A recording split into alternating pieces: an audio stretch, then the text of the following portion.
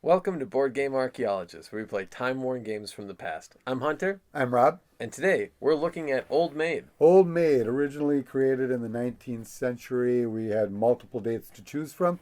This awesome version came out in 1964, and you can tell why it's special and awesome to me. It's got monsters and monster size cards. Not only is it monsters, but they're oversized cards too.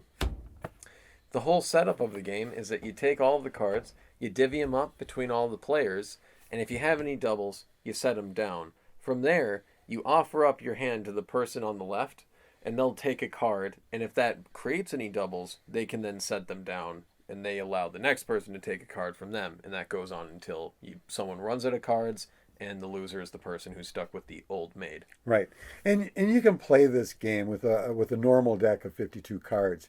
You just pull either one of the queens out or one of the jacks or kings, and you can call it the Old Maid, or you can call it the Old Troll. or whatever. But you just need that one odd card to be the Old Maid, and then you would take, two kings or two queens or whatever you would make as the pair.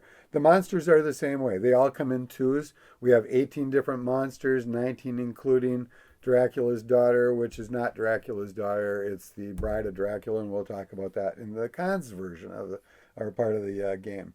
But that's really all the game is cards to play with and find pairs.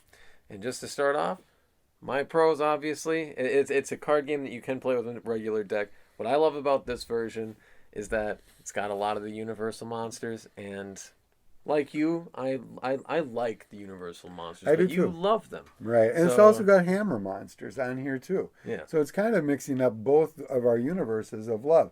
The funny thing is, growing up, we had the CBS Late movie, and I watched more Hammer films before I saw the Universal movies when they came on Creature Feature or Horror Incorporated on Saturday night or Seven Cemetery Road out of Wausau. So a lot of what I grew up with was Hammer. Chris Leah's Dracula, I'm sure I saw before Bela Lugosi's Dracula. But I got to talk about the cons of this game because it's really obvious to monster fans that a lot of the cards are just wrong. Like I said, the Old Maid, it says Dracula's daughter. It's from the movie Brides of Dracula. On the Wolfman card, it says the werewolf. Well, the funny thing is, on the Wolfman card, not the werewolf card, that's actually Curse of the Werewolf. So that should have been the Wolfman. That should have been the werewolf. Can't say this is a wrong thing, but the Phantom and the Hunchback, I believe, are from Man of a Thousand Faces, the James Cagney movie made in the 50s.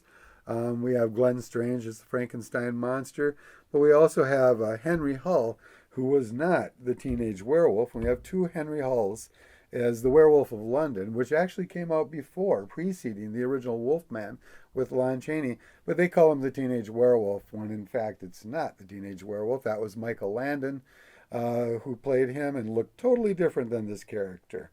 So outside of the card being named wrong, you can tell the people who put it together may not have known or weren't huge geeky fans like some of us are.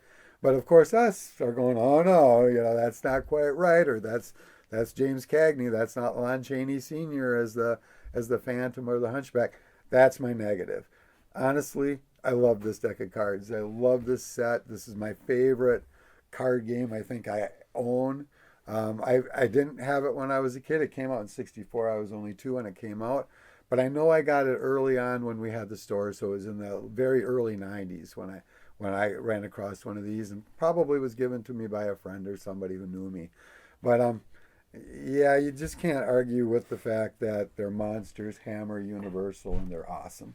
And they're big.